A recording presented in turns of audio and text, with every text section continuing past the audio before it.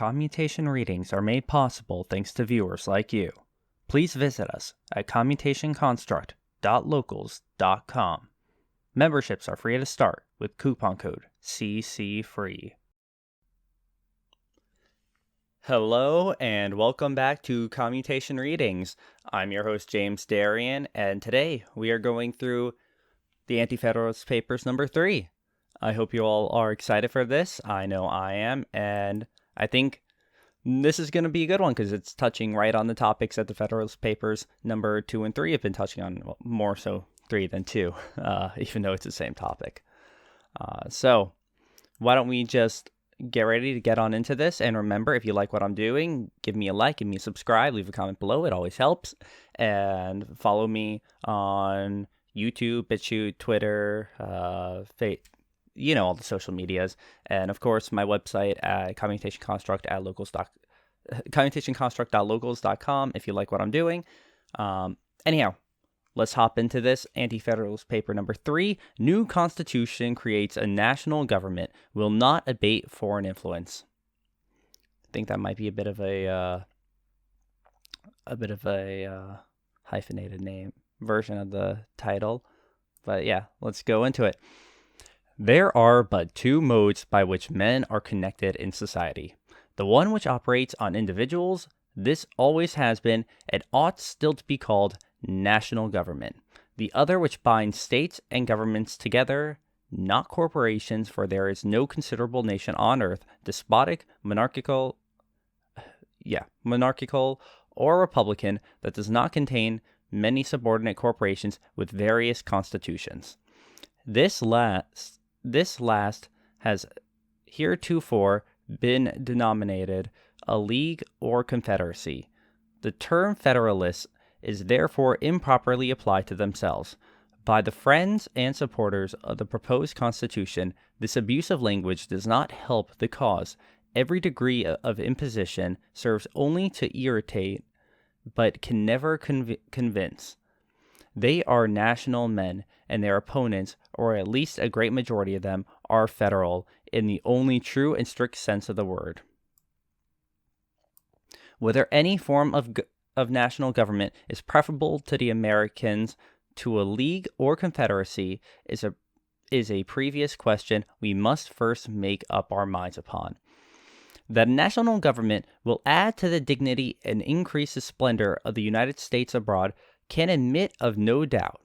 It is essentially requisite for both. That it will render government and officers of government more dignified at home is equally certain. That these objects are more suited to the manners, if not the genius and disposition of our people, is, I fear, also true. That it is requisite in order to keep us at peace among ourselves is doubtful. That it is necessary to prevent foreigners from dividing us or interfering in our government, I deny positively, and after all, I have strong doubts whether all its advantages are not mere specious than solid. We are vain, like other nations. We wish to make a noise in the world, and feel hurt that Europeans are not so attentive to America in peace as they were to America in war. We are also, no doubt, desirous of cutting a figure in history. Should we not reflect that quiet is happiness, that content and pomp are incompatible? I have either read or heard this truth, which the Americans should never forget, that the silence of historians is the surest record of the happiness of a people. All right, and I'm going to pause there for a moment. We just read quite a bit. I'll mark where I was with that. So let's get into analyzing the beginning of this. So,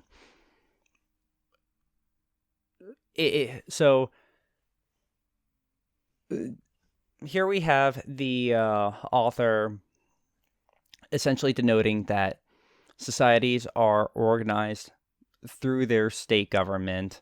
So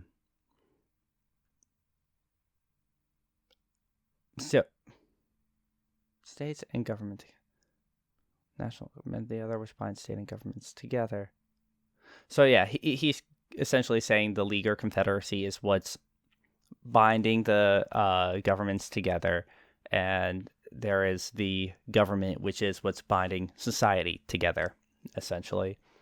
Uh, it, it, it, it's interesting because this seems to be an argument all about terminology and the understanding of language, which, of course, he does get into here, calling the constitutional Federalists arguing with an abuse of language, which I do find is funny since I myself was pointing out all their flowery use of language in the early Federalist Papers. So I guess I am biased in a similar mindset to what's going on over here with the Anti-Federalist Papers. So it seems so.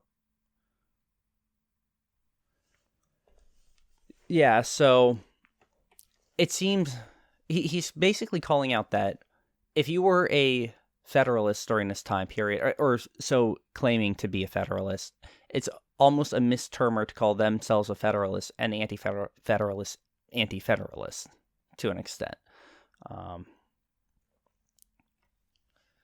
Because he says they're national men and their opponents, or at least a great majority of them, are federal in the only true and strict sense of the world. So it's a matter of like national and government men who are federal.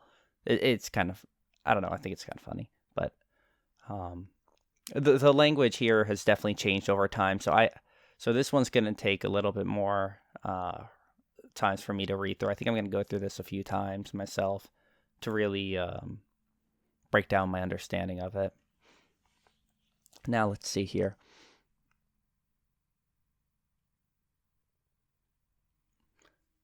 I do appreciate that, again, he's bringing up, do we want a strong national government as opposed to a league or a confederation of our small governments? That I'm glad he's posing it just as a question. I think that's the proper philosophical way to approach it.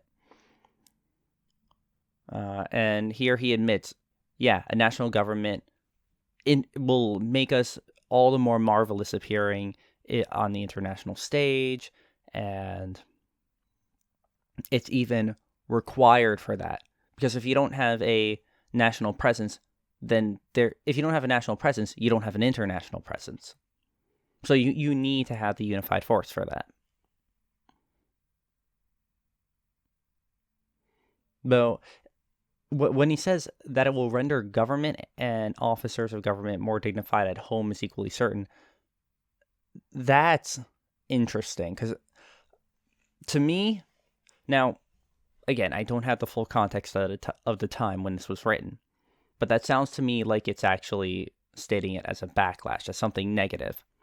That essentially people would glorify government officials, which to some extent seems to have been an actual result, something that's actually happened. So the Anti-Federalist Papers are super interesting to go through during this, and I know I say that phrase super interesting a lot, but I find it fascinating to go through during a time period, some almost 250 years later, where we've got all the context of what's happened throughout history, where there is a lot of right that has been in both the Federalist and Anti-Federalist Papers, but the warnings of the Anti-Federalist Papers seem to come through much more than the, at least thus far. And I will say, I have read a few that, beyond just what I've shown you guys on stream, I have gone through a handful of other Federalist and Anti-Federalist Papers, not too many, because I do want you guys to get my natural reaction to these, but I find it really interesting how the idealism of the Federalist Papers really does not hold up as nearly as well as the more realism approach of the Anti-Federalist Papers. That's kind of where I'm coming into this from. So you guys know my bias going into this, but I did promise I'll try to be more critical. So let's keep going through this. Let's see.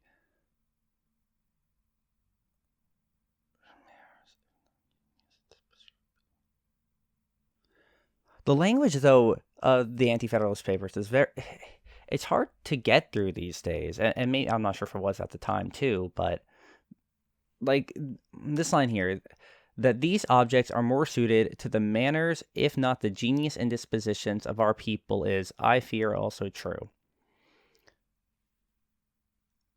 I believe this is saying that our people, no matter how well disposed or how genius or aware they are, they're going to end up looking at government figures in this idolized way, regardless.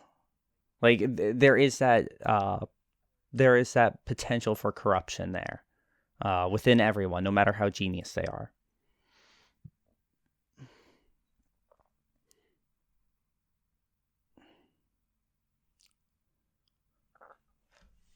Though he then says that he doubts it's necessary for keeping peace. So is he just talking about the idolization, or is he talking about the government itself? There's some vagaries here that I really wish could be clarified. Like this is a problem with the Federalist versus Anti-Federalist Papers. The Federalist Papers are very flowery, very idealistic. The Anti-Federalist Papers have trouble. They speak in such philosophical terms. They have trouble really putting it into a common parlance that people would understand with ease. I wouldn't use the word flowery for it, but I would say it's very, you could call it academic or very just designed to be high-minded, I guess you could say. I'm not sure the right phrase for it, but it just feels like, whereas if the people are where my right hand is, if you're watching a video of this, if you're able to see me on the video in the little corner, it feels like the Federalist Papers are down below it, like just kind of feeding it almost, whereas the Anti-Federalist Papers are hanging high above and just waiting for the people to come and reach them instead of being below and handing them what they want. So I do find that kind of funny in the difference of their writing styles. All right.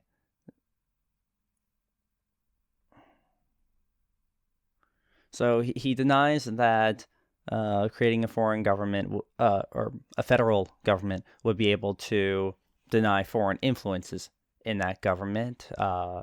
And if you follow Scanner, SCNR, it's a company started by Tim Pool. They recently did an interview with Tim Pool where they talked about how China has something like 55,000 operatives, paid insurgents, or just people who they're influencing. There's not like a strict to say they're Chinese actors, but they're people who are paid off by China to do certain things and share certain information with China. So I don't know. I don't know if you would consider that like a spy or something, and I don't have all the details. They're still working out all the details of it. But they talked about how there is that foreign influence, and it's all throughout our government at all levels of our society, both in private and public enterprise.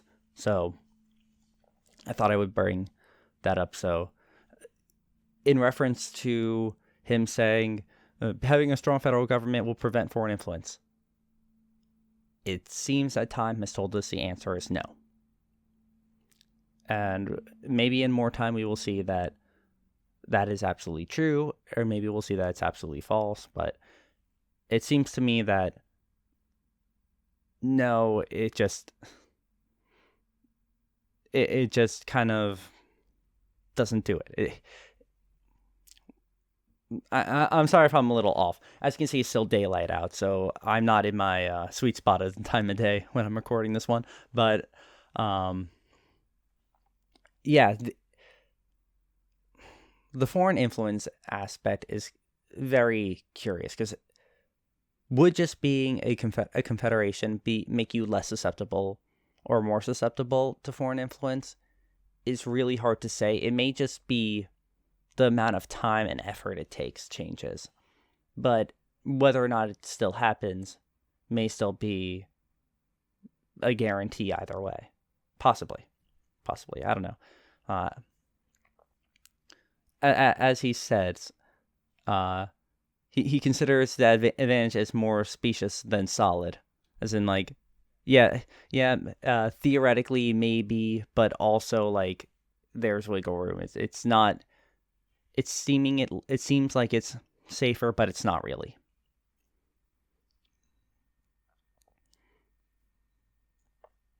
And I like that he admits to America's pride and weaknesses. He's like, yeah, we are like other nations. We have our pride. We want peace. We want to be recognized for how great we are. Yada yada yada. We're not totally full of ourselves. We're not. Sorry. Strike that. Reverse it. We're not totally like holy in our and what's the right word? We're not totally selfless in our actions and what we want. We want that attention. We want to be recognized. So let's continue on. Keep going through this. Yeah, and again, he does mention that, like, hey, people aren't talking about stuff. The historians aren't writing much about this time. That's because it's peaceful. If we are at peace, historians aren't going to care.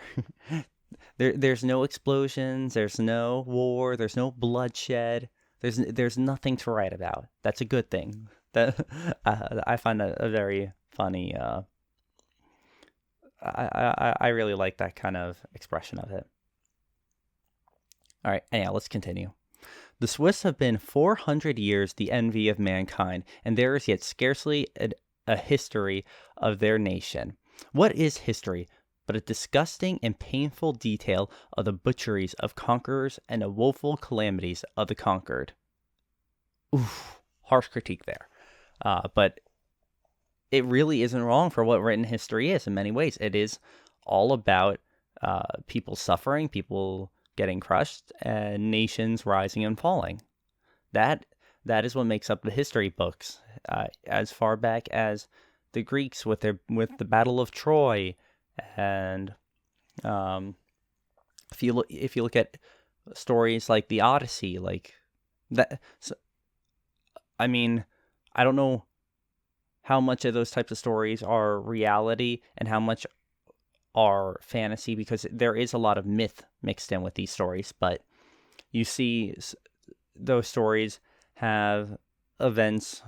They're all about trials and trying to overcome all these hardships and all these things that get in their way. And that's kind of how history is written in a lot of ways. When we learn about the pharaohs, we learn about the ones who were assassinated, typically. We learn about the slavery of the Jews. We learn about the building of the pyramids. We learn about the things that are seen as big accomplishments or big failures. Even if you look at the Bible, if you look back at Genesis, they don't really tell the tale of anyone who wasn't going on through any major events. When there wasn't a massacre or anything, they basically just outline the generations that follow and how old each of the people are before they die throughout those generations back in Genesis. So you don't see like what all the people did between these events at those times where you could say it may have been at peace. But you see the events where God wanted to flood the earth. You see the events where the Jews had want to escape from Egypt. You see the time in the desert and all these conquerings and all this other stuff, all these battles. That's what even religious history has focused on. So I do find it to be very apt for him to point this out and calling out the Swiss. Like, everyone loves the Swiss. They're the envy. They're always at peace. No one has a clue what their history is. Because there is no history of calamities and conquering. So yeah, let's continue. Many of us are proud and are frequently disappointed that office confers neither respect or difference. No man of merit can ever be disgraced by office. A rogue in office may be feared in some governments. He will be respected in none. After all, what we call respect and difference only arise from contrast of situations, as most of our ideas come by comparison and relation. Let me scroll this down for you guys. This is a giant paragraph. Where the people are free, there can be no great contrast or distinction among honest citizens in or out of office. In proportion as the people lose their freedom, every gradation and distinction between the governors and governed obtains, until the former become masters and the latter become slaves. I like this point. As freedoms degrade, more and more often are the people in government seen as masters, and the people end up becoming slaves. I find this incredibly relevant in the modern times because we are in a time when our governments can lock down what our people are allowed to do. We are at a time when our governors and even our president is trying to, or possible future president, if you believe Joe Biden is going to be given the nomination by the delegates, then it might be different than Trump. But either way, Biden is promising mask mandates nationally as well as national lockdowns. So we're seeing the point where the government, and these are people being voted into office, people being chosen to do this, take away the rights of the people and then deliver to them their will, essentially. Their will be done is the attitude that seems to be proliferating these days, especially in cities like New York or New York City or LA, or I'm actually not sure about if you would consider Portland or Seattle, because it doesn't seem to be the government's will being done there. It seems to be Antifa's. So arguments out there. But in a lot of these places, there is this master, dear leader, save us attitude.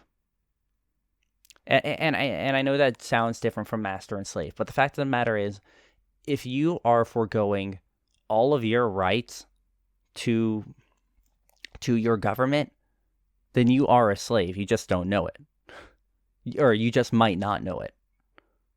The way the government controls the people, the way the government is able to tell the people what to do and tell them how to live and how they must be, that is slavery. It may not be as people consider a slave trade, but you're essentially a serf. It is the reversion from federalism to feudalism, where it goes from the people being it goes from where the people are the king to where the president is the king, where the political leaders have become the king. They're not doing for the people. The people are doing and promoting the leaders.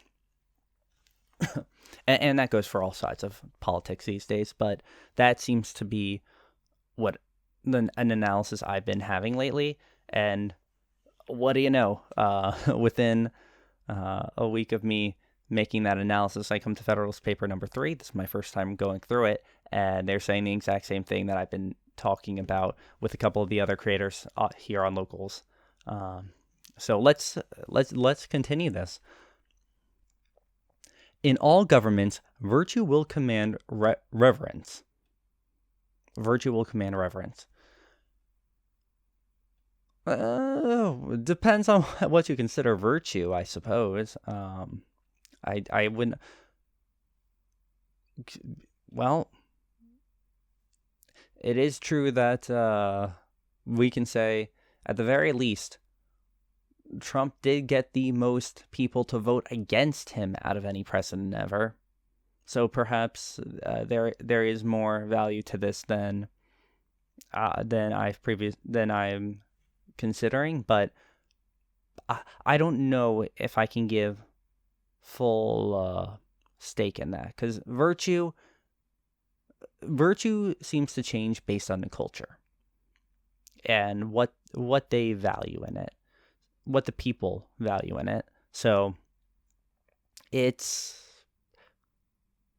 I think this is a good question to kind of go into later on. All right, let's try to get through a lot more of this now. All right. The divine Cato knew every Roman citizen by name and never assumed any preeminence. Yet Cato found, and his memory will find, respect and reverence in the bosoms of mankind until the world returns into that nothing, from whence omnipotence called it. That the people are not at present disposed for, and are actually incapable of, governments of simplicity and equal rights can no longer doubt. But whose fault is it? We make them bad by bad governments and then abuse and despise them for being so. Our people are capable of being made anything that human nature was or is capable of, if we would only have a little patience and give them good and wholesome institutions. But I see none such and very little prospect of such. Alas! I see nothing in my fellow citizens that will permit my still fostering the delusion that they are now capable of sustaining the weight of self-government, a burden to which Greek and Roman shoulders prove unequal. Okay. That was a very... This was a very... Oh, I was right by the bottom. Okay. This was a very... Yeah, this is a very intense claim. So,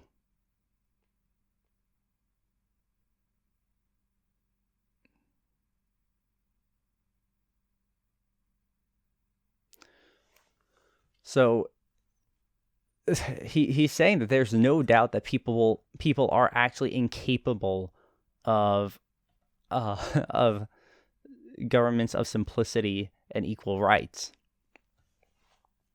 That's consider and that's the foundational value of the U.S. that we are that our government should be small, simple, and that we should have equal rights. And we've more or less kept one of those a little bit. Equal rights. Yeah, this is...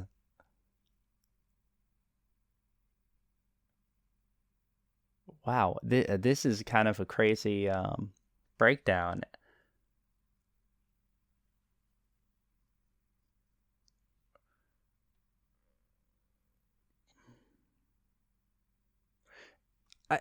Is he saying it's impossible? I think he's saying it's impossible for the government to be self-regulated.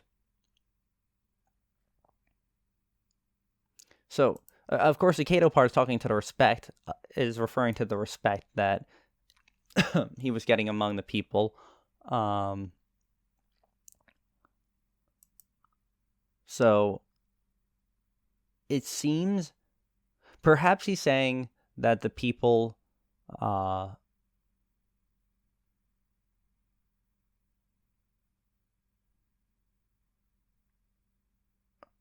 No, he's definitely saying that they're not disposed for, and they're actually incapable of governments of simplicity and equal rights. He can't doubt it. But then he looks to find fault for that. Why are the people not able to do this? We make them bad by bad governments and then abuse and despise them for being so.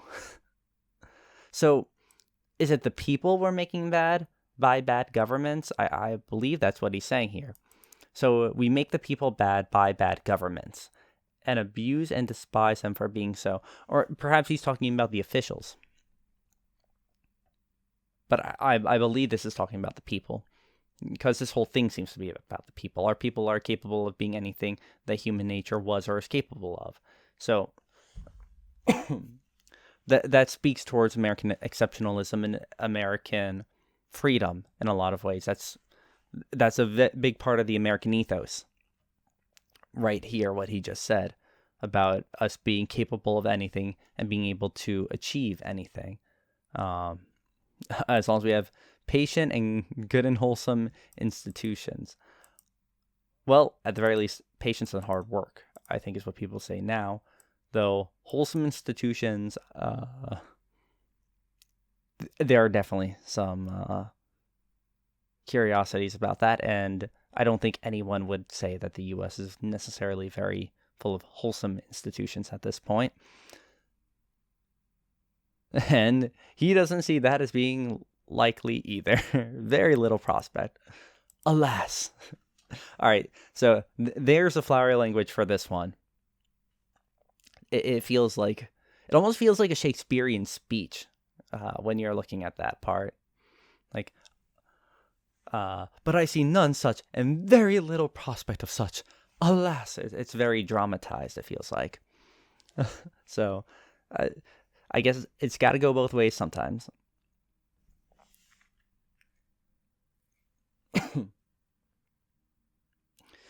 So, yeah, he thinks it's a delusion that the people are capable of fostering and sustaining self-government. This is kind of crazy because we have this. I don't think this is crazy, actually. This is apt. This is incredibly apt and it's very big to acknowledge that he is saying the people, as shown with the Greeks and Romans before us, with their republics before us, self-government will collapse. Self-government is not long-term sustainable. Not with the way our citizens are. And this was being said back in 1787. We've made it this far, which is great for us, though we still have not escaped we've still not reached escape velocity for the trajectory of empires to rise and fall. So perhaps he was looking some 250 years in the future and saying, we are going to fall like all other empires before us. Perhaps that's what he's saying here. And that we need more thought into all of this. So let's continue, because I'm curious to see where he's taking this. I wish it had the author's name so I could say more than just he to refer to him by, but these articles don't.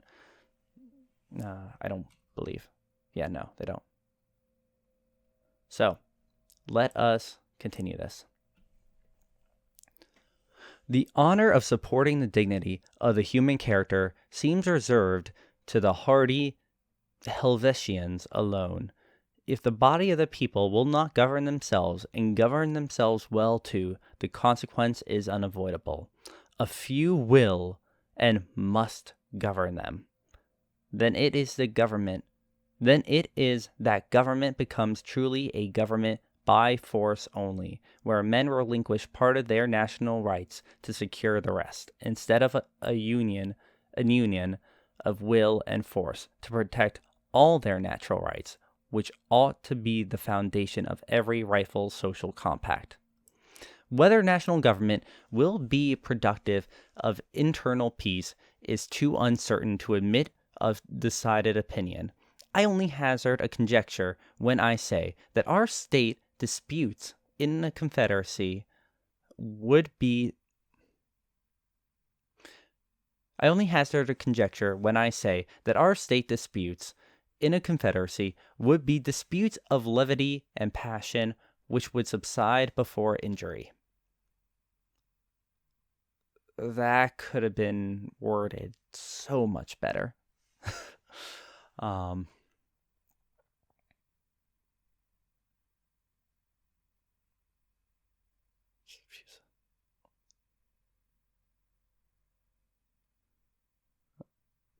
so I guess he's saying that just the disputes will be they'll all be fun and games until someone gets hurt. Essentially, that's what I'm getting from that, though I'm going to continue reading and see where this goes. All right.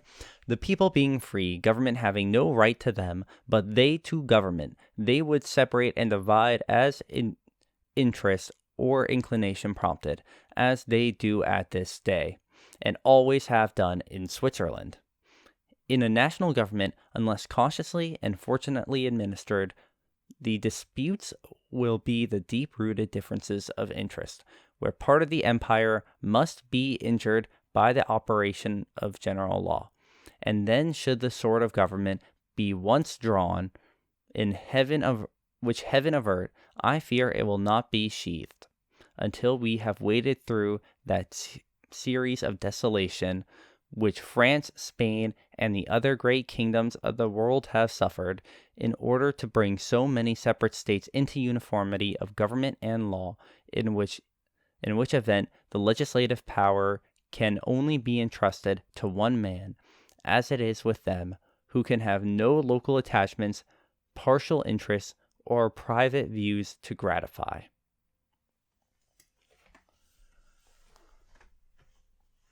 So he is worried about our president becoming king, essentially, and controlling the legislature. But this is interesting because he's essentially calling out that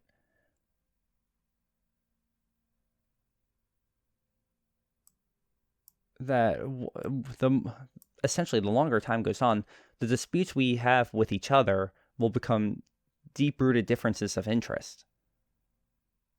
And that the empire, he even uses the term empire here, must be injured by the operation of general law. So by having the general law for the federal law, essentially, the federal law that goes across the land, across the many different states, there will be states that feel slighted by this because they have general interests that are so deeply against what the federal level is.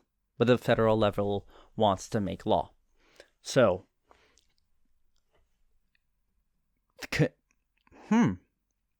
this is actually this. I think this paragraph here is actually about civil war.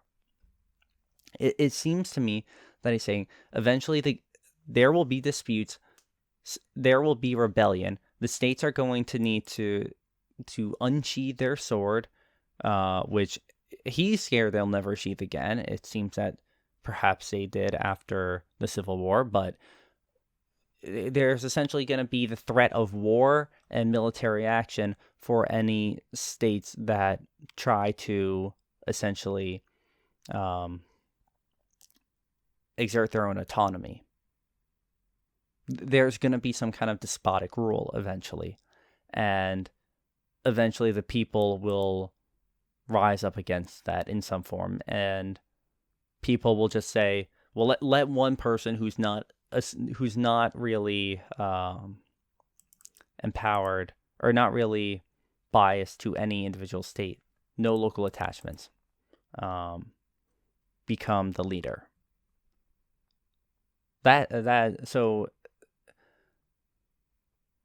So eventually he fears that the people would make a king should things fall apart, fall to despotism.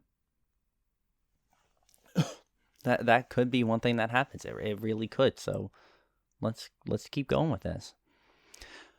That a national government will prevent the influence of or danger of foreign intrigue or secure us from invasion is, in my judgment, directly the reverse of the truth.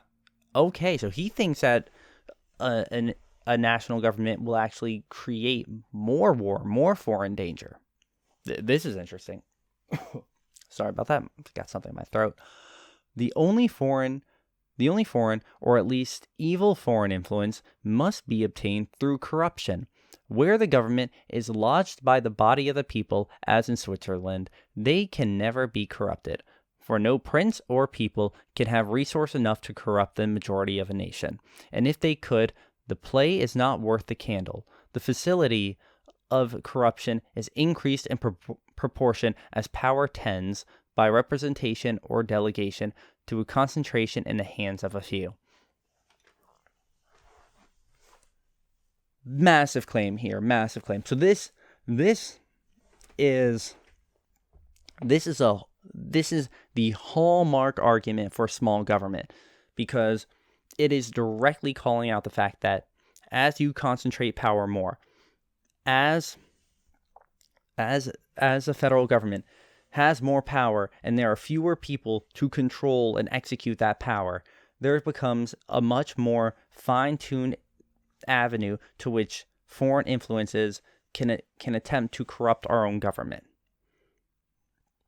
If we have our Secretary of State being the only person enacting our foreign policy, then that means foreign actors only need to influence that one person in order to corrupt our entire foreign apparatus. That's a kind of argument that's being made here. And this is, I believe, a very strong argument. Sorry, I there might be a little bit of background noise. I think my neighbor's mowing his lawn. I'm sorry if you guys hear that. I'll try to edit it out. But anyhow, I hope you guys don't hear that. Anyhow, where was I? The general argument for small government is this. This is why there is so much risk in centralizing power the way many people and governments throughout history have. There is that risk of foreigners coming in and trying to influence our leaders and our politicians in this way because they have so much power. They have very little power. If we are completely decentralized, there is no way for them to really affect us, because they would need to influence a large, almost a majority, maybe not a majority, but a large, significant proportion of any area of government in order to have any influence on it. If it's decentralized, you cannot just go after one person and have him do the changes that sort of pay out in the end. If you put it into like a cost-benefit analysis type of situation. So, great argument for decentralizing government power. As to any nation attacking a number of Confederate independent republics, it is not to be expected, more especially as the wealth of the empire is there universally diffused and will not be collected onto any one overgrown, luxurious, and effeminate capital to become a lure to the enterprising ambitious. Apologies for that. It is not to be expected, more especially as the wealth of the empire is there universally diffused and will not be collected as any nation attacking a number of Confederate independent republics. So, he's saying it's harder to attack like the many different states than it would to be a centralized government. Like, if you bomb DC right now, you tear apart. If you bomb DC, you basically tear apart the entire federal government of the U.S. all at once. If you could drop a nuke in the middle of DC, boom, you lose the president, you lose Congress, you lose the Supreme Court, you lose all of it. And you lose most of our administrations, too. other than the local branches. So it's one massive target. It's one city where you make that one city corrupt, and the entire federal government is now corrupted. So relating this point to the last one he made, it seems like there was a connection there. That extensive empire is a misfortune to be deprecated, will not now be disputed. The balance of power has long engaged the attention of all the European world in order to avoid the horrid evils of a general government.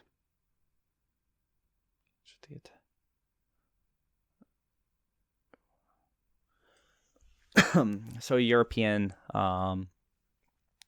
European powers have been trying to figure out some way to balance the power of government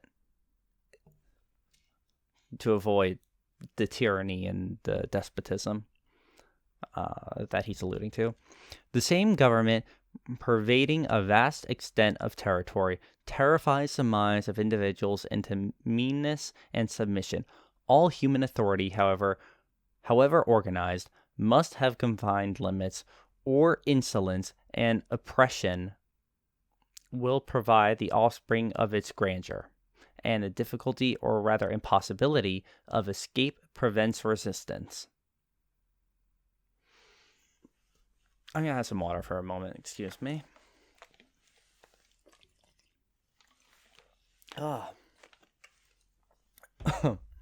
Sorry, I got something in my throat. It's just been killing me all day. Anyhow, let's continue this. So let's go back through that, actually. The balance of power has long engaged the attention of all the European world in order to avoid the horrid evils of a general government. The same government, pervading a vast extent of territory, terrifies the minds of individuals into meanness and submission. So when a vast government is powerful enough to control vast swaths of land, it makes people scared and very pessimistic about that government. People feel like there is nothing they can do.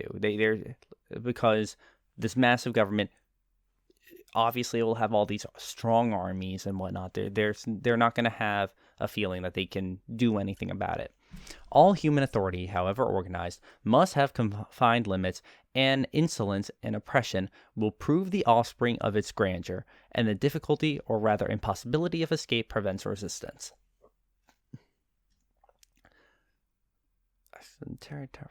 Yeah.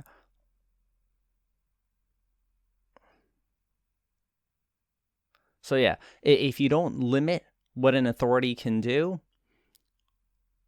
then insolence and oppression will prove the offspring of it. Then the greater it becomes, the more insolence and oppression will be pushed onto the people. So essentially, the greater power you have, the more despotic you become in terms of government. And then at the same time, it ends up becoming more and more difficult to leave and escape or resist what this government is doing. There's no way to resist the taxation in the U.S. these days. If you try to leave the U.S., there are still exit taxes that you will have to pay. So there's no escape from what the U.S. government is trying to sort of put on the people there. Man, my throat is just so dry. Where did I go? Gibbon relates that some Roman knights who had offended government in Rome were taken up in Asia in a very few days after. It was the extensive territory of the Roman Republic that produced Scylla. I guess that's Scylla. So knights offended Rome, and a few days later, they were taken up. Yeah. Yeah, taken up in Asia a few days after. So it was an extensive territory of the Roman Republic that produced Scylla, Amarius, a Caligula, a Nero, and an Asia, a Marius, a Caligula, a Nero, and an Elega. Excuse me as I butchered his name. An Elegabalus. Elegabalus. There we go. In small independent states, contiguous to each other, the people run away and leave despotism to wreak its vengeance on itself, and thus it is that moderation becomes with them the law of self-preservation. These and such reasons, founded on the eternal and immutable nature of things, have long caused and will continue to cause much difference of sentiment throughout our wide extensive territories. From our divided and dispersed situation, and from the natural moderation of the American character, it has hitherto proved a warfare of argument and reason.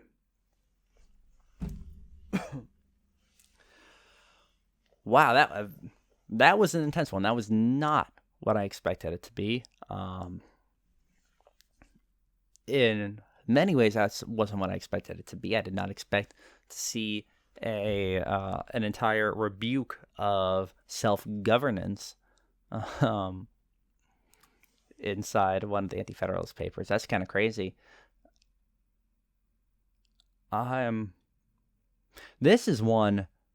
This paper is one that requires multiple read-throughs, I think. And I hope you all take the time to look up this paper and read it yourself. This isn't one that, especially with the language, I'm not getting this on a single read-through.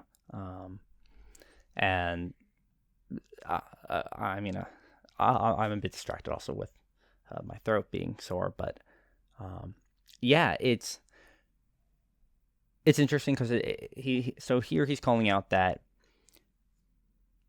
with having small independent states that are associated with each other and tied together, people are able to run away to the other states. So when one becomes despotic, it kind of like destroys itself, and that helps lead to more moderate governments, because they don't want their governments to be destroyed. They don't want their states to fall apart, because their people can just flee to the other states thanks to the Confederation. So that helps them act in more moderation. They aren't going to become as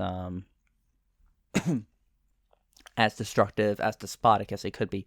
Which, if you look back at Shaw's Rebellion, maybe that seemed to be a bit. That one definitely escalated because of the government in a very interesting way. And it's another one that I need to look farther into than my brief study on it. But no, Shays Rebellion. What am I saying? I said Shaw. I apologize. Anyhow, this is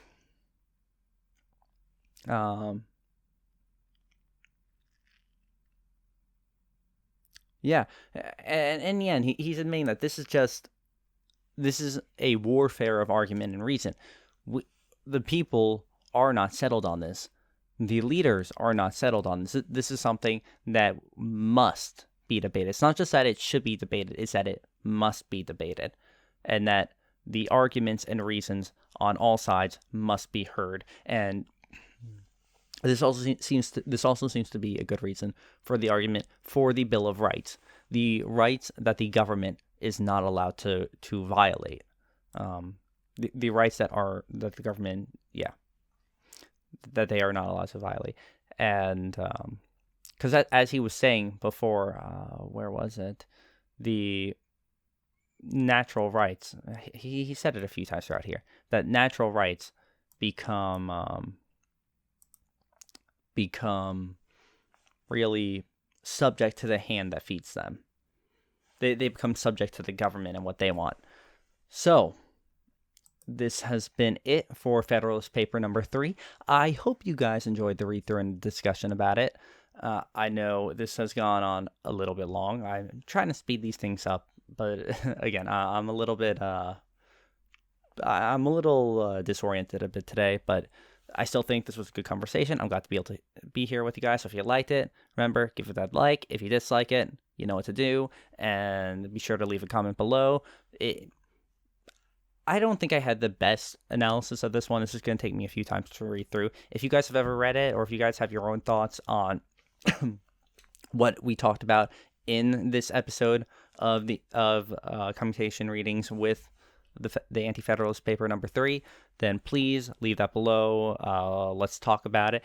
And you can also reach out to me at locals.com, commutationconstruct.locals.com. I am there. That is where I host my website and all my content. You can support us there. Make sure to subscribe here, and you can subscribe there if you feel like paying for extra benefits and funding this little project of ours as well. You can also get it free with coupon code CCFree. Just want to bring that up. So doesn't necessarily cost you anything. Anyhow, I will stop hitting my desk and making the camera shake, and I will see you guys later. Have a good one.